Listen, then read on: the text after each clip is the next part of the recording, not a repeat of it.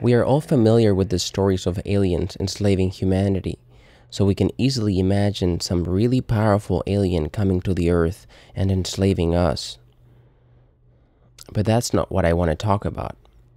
What I want to do instead is to propose an extremely powerful and intelligent alien who does not come to the Earth to enslave us, but who will strictly play by the guidelines of whichever socioeconomic system is in place.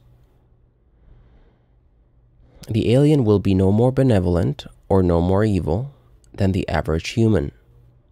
But for the sake of this thought experiment, as I said, will strictly adhere to the guidelines of the economic system. Okay, so first let's say that the alien came to a planet Earth with an anarchist socioeconomic system, what's sometimes called a libertarian socialist system, which rejects property not intended for active use, i.e. property that goes beyond things like a bed, a toothbrush, a home, etc. And let's assume that the alien can produce, physically as well as mentally, 1 billion times more than the average human.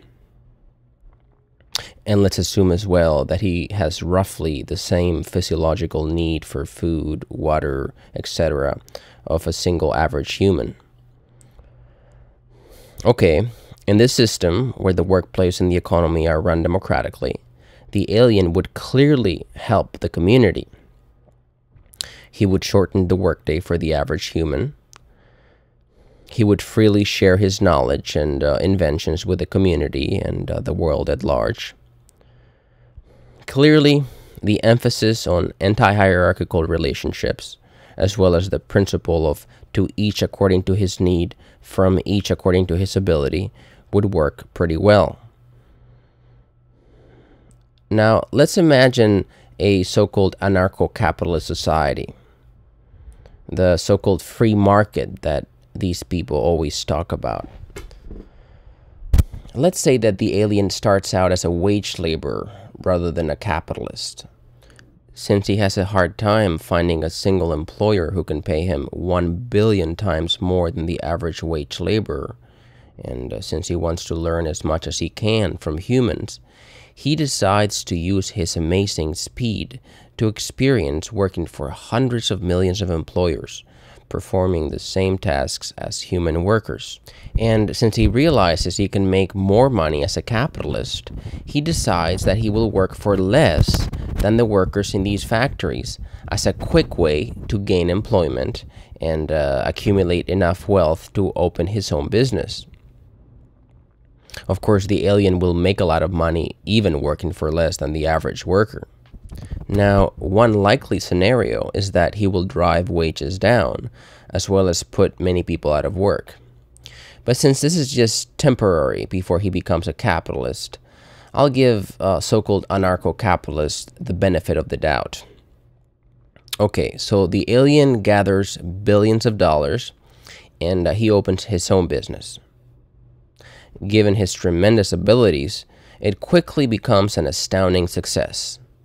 Consumers love his products, and this drives millions of businesses out of the market. These business owners are now forced to join the employees, and all together forced to become wage laborers, and many of them end up working for the alien. With renewed strength, the alien opens more and more businesses, expanding into every conceivable sector of industry, and conducting huge advertising campaigns to exalt the virtues of the now alien-dominated economy. In fact, now the alien owns 100% of all the world's businesses, including the water, forests, mountains, and jungles. Some people start getting suspicious that the alien has too much power. Some say they don't want to work for the alien, and say they want to engage in armed struggle against him. The alien, like a good anarcho-capitalist, tells them, "Look, no one is forcing you to work for me. I got rich and powerful simply by satisfying consumer demands. There is nothing in anarcho-capitalism that prevents this. My getting bigger is simply a reflection of consumer wants.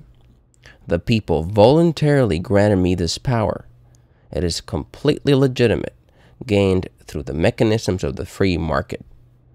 If you try to take it away from me, I'll have to use security contractors to defend myself against you. Or I'll have to refuse you access to my property. Now, since according to so-called anarcho-capitalism, property acquired in the so-called free market is justly acquired property, and since people like Murray Rothbard and other exponents of this ideology claim that a person has the right to do whatever he pleases with his justly acquired property, the alien now has every right to enact tyrannical laws to curtail every conceivable freedoms in his property. He has the right to deny access to the food, the land, the water, or the medical facilities he owns. And of course, we know that power corrupts. But so-called anarcho-capitalists and agorists cannot deny that by their own twisted standards, this is an anarchist society, because it came about by what they call the natural and voluntary workings of the market. In other words, their failure to incorporate a rejection of hierarchy as part of the socioeconomic guidelines, as well as the initial acceptance of bosses, wage labor, and property that is not intended for active use, makes anarcho-capitalism into a totalitarian society. As anarchists have always pointed out, emphasizing voluntarism in a hierarchical society means, at best, the freedom to choose bosses who will steal the fruits of your labor. As someone said in one of my videos, so-called anarcho-capitalism is freedom for slavery. Anarchism is freedom from slavery. This goes back to the origins of the word anarchy, which means absence of rulership, not simply absence of government.